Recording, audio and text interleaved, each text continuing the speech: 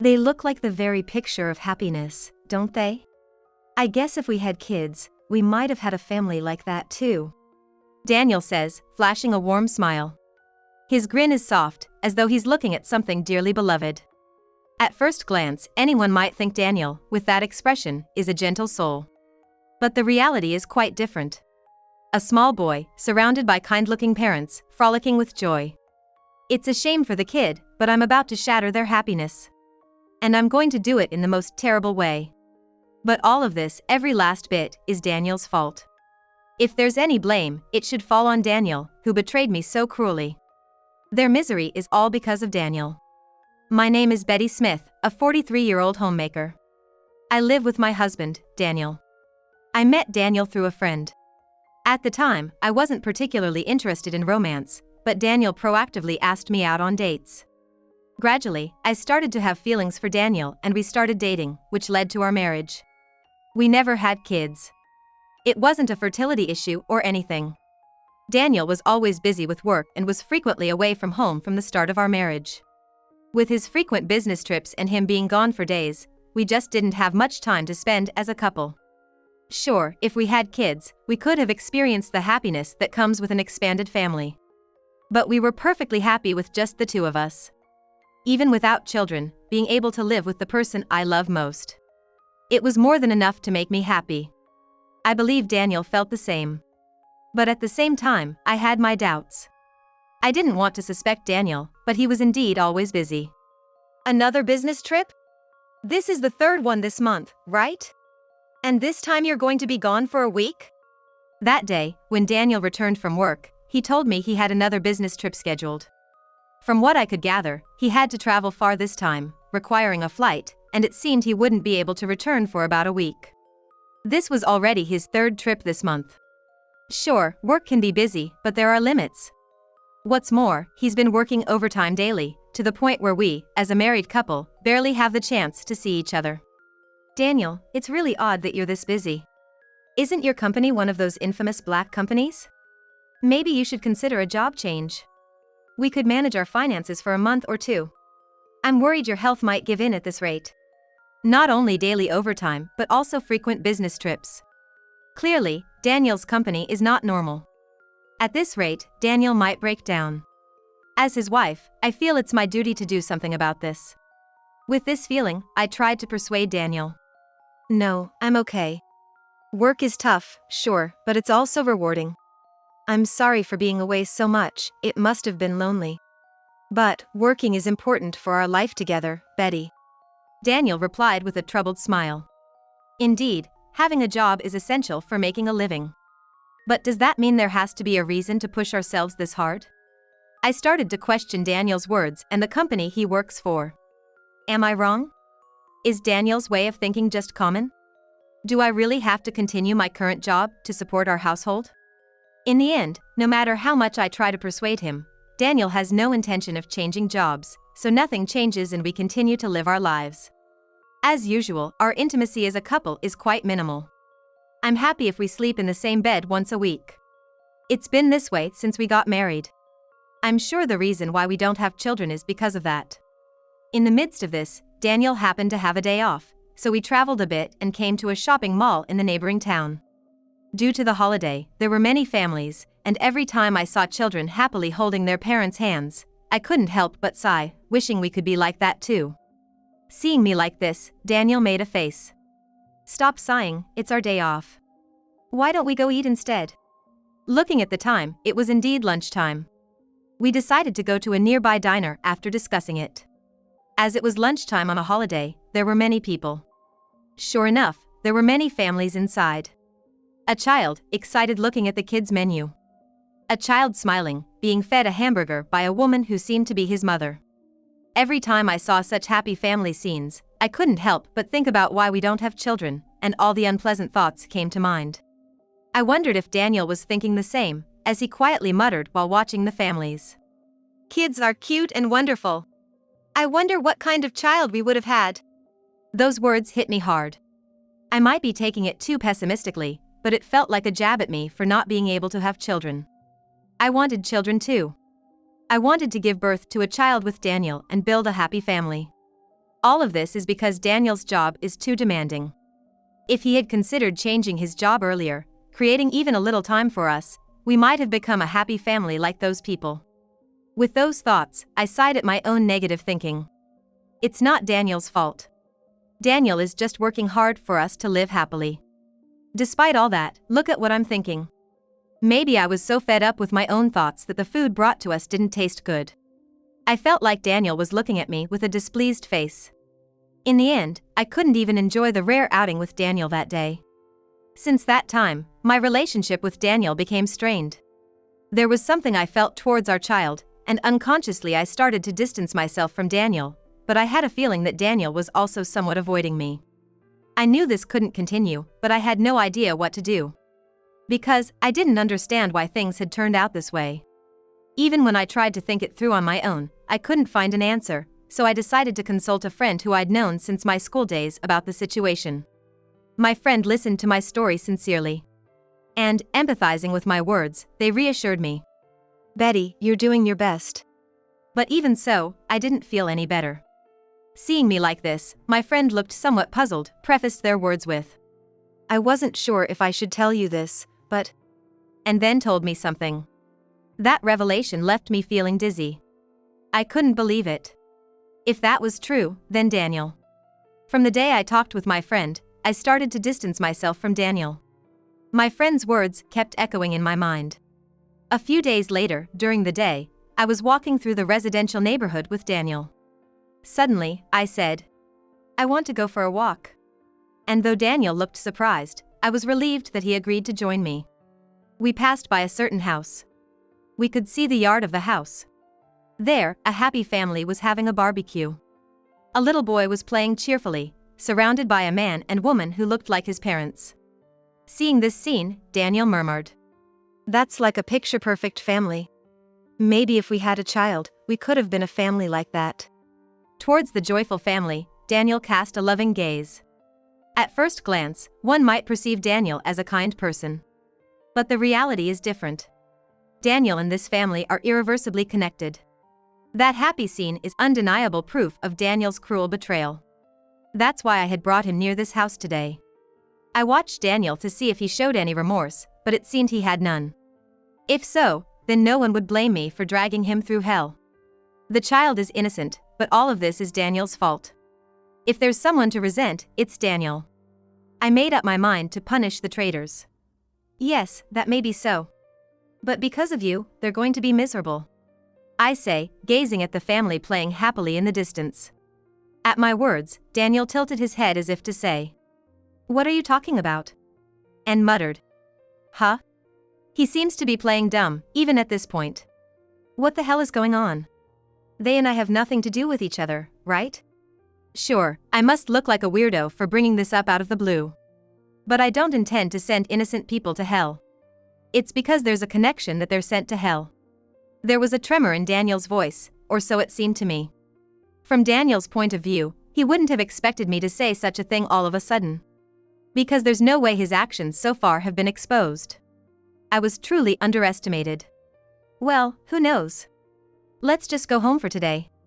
We have no more business here," I said, taking Daniel's hand and starting our way home. Daniel, looking uneasy at my behavior, kept saying things like, "What the hell is going on?" And, "Why won't you talk to me?" But I didn't answer. The old me would have consulted with Daniel right away if I had a problem. Daniel was a dependable husband to that extent. Well, now I realize that was just to keep up the appearances of being a married couple. When I got home, I didn't talk much, just had some dinner and then shut myself in my room. Daniel, looking anxious the entire time, kept glancing at me, but I pretended not to notice. Late that night, I quietly left the house. Daniel was sound asleep, so he probably didn't notice me going out. I slipped an envelope into a mailbox at a certain house. That envelope was my trump card. I'm sure the owner of this house will be surprised when they see the trump card I've prepared the next morning.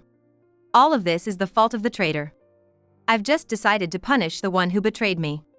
If there had been no betrayal, none of this would have happened. Happiness wouldn't have been destroyed. With each step I take, I feel a tightening in my chest as I realize I've come too far to turn back. I can't pretend none of this happened. I can't go back. The next morning, Daniel and I were having breakfast together. It was Sunday, but Daniel had plans to be out of the house for work as usual. Just then, the doorbell rang. Who could it be, this early in the morning?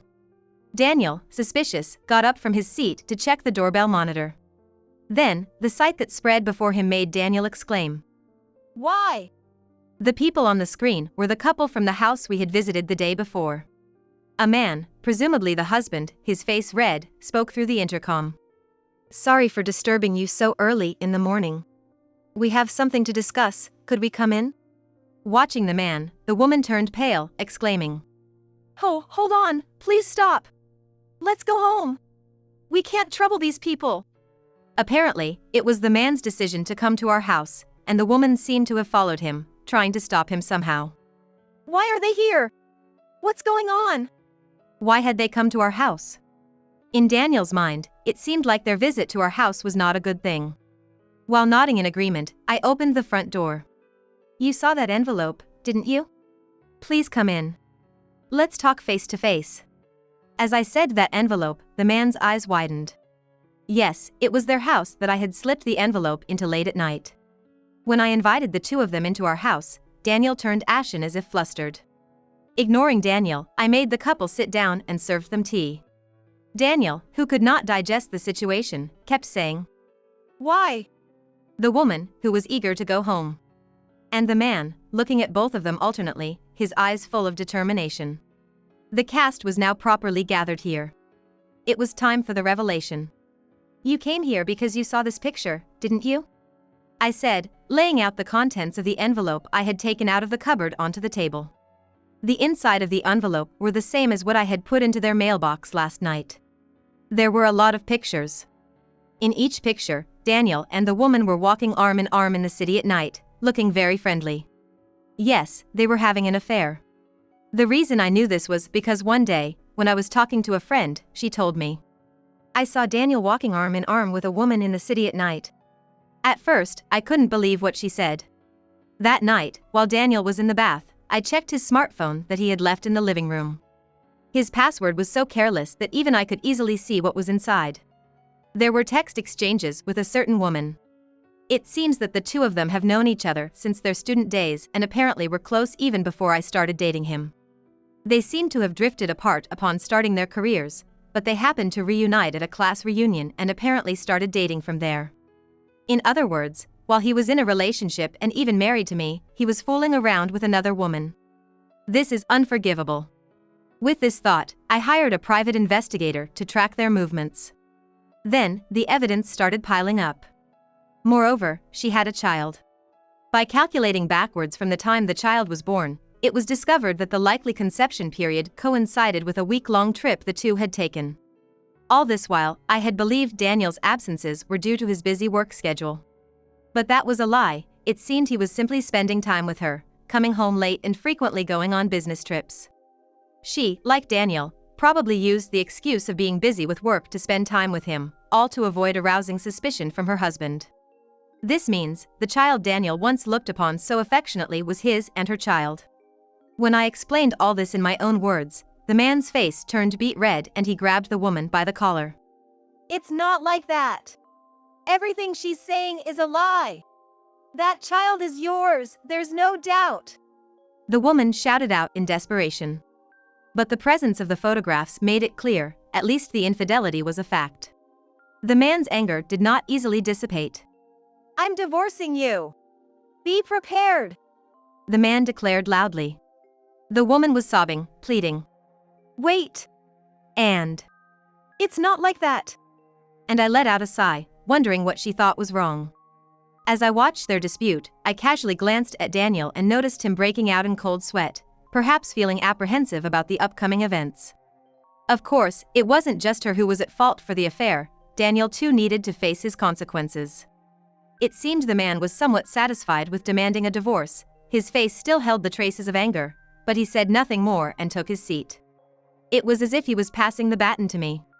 Of course, Daniel, you will face appropriate consequences too, okay? Your actions are a clear act of betrayal. And you've been fooling me for years. I said, smiling slyly. When I first discovered Daniel's betrayal, I struggled to accept the reality and prayed again and again that it was just a dream, but once things started to progress, I didn't feel that way anymore, and all I could think about was sending Daniel straight to hell. My words made Daniel's face turn pale, and he fell to his knees. Please, forgive me. I admit that I was involved with her, but it's you that I truly love. That's why even when she had a child, I didn't divorce you, and I wanted us to stay together as a couple. I would have been fine just being with you, even if we didn't have a child. Suddenly, Daniel started saying things that were all too convenient. At that, Daniel's words made a woman's face turn beet red as she lunged at him, exclaiming, What's that supposed to mean? Ignoring her, Daniel continued. It was all just a fling with her. I was just under a spell. The only one I truly love is you, Betty. I don't care about the kid or her. As long as I'm with you, that's all that matters. Normally, being told by your loved one that you're all they need would be something to rejoice about. But I couldn't believe Daniel's words anymore. After all, there was a time when Daniel undoubtedly looked at that boy with love. Because he clearly felt affection for that child. You say you don't care about the kid, but that's a lie. You've been talking about having children for a while now. You've always wanted a child, haven't you? You wouldn't make a face like that if you didn't want a child. You wouldn't say something like, we're a picture-perfect family. For Daniel, having a child might symbolize happiness. But there's no child between us. Because Daniel has been prioritizing his time with his mistress over me for a long time. I really don't care about the kid. I don't care about her either. All I need is you. Please, believe me. No matter what I say, Daniel keeps desperately denying it. He really doesn't want to divorce. If we divorce, it will leave a mark on his record, and if his parents-in-law find out, they'll definitely be furious. They hate dishonesty, so if this comes out, they'll surely give Daniel a good talking to. They might even disown him. It's impossible, I can't believe you. Who's been betraying me for years, having an affair behind my back? Who's been disregarding my trust, my feelings? And yet, you didn't want to have a child with me, but you had a child with your mistress without a second thought. There's no way I could believe you after all that. Let's divorce. I can't continue as a married couple with you anymore. I told him clearly. At my words, Daniel looked desperate. If it had been the old me, it would have taken a lot of courage to even mention the word divorce. Because I loved Daniel that much. Despite knowing that, Daniel cruelly betrayed me. That crime shouldn't be forgiven so easily. On top of that, Daniel is trying to neglect even the child who undoubtedly carries his blood. If Daniel hadn't acted so irresponsibly, none of this would have happened. But to even abandon his child to protect himself is unthinkable. Daniel has to take the minimum responsibility as an adult. That's why I can't forgive Daniel here. Rather, I need to punish him and make him face his sins. And make sure he never disregards people's feelings again. The woman he cheated with, her face red with anger, was sobbing uncontrollably. Daniel, shaking off the woman's arm, threw himself at my feet in desperation. Desperately trying to hold on to me, he clung to my feet. Sighing heavily at the sight, I saw Daniel's shoulders shake. But even seeing him like that, I didn't feel the slightest inclination to forgive Daniel.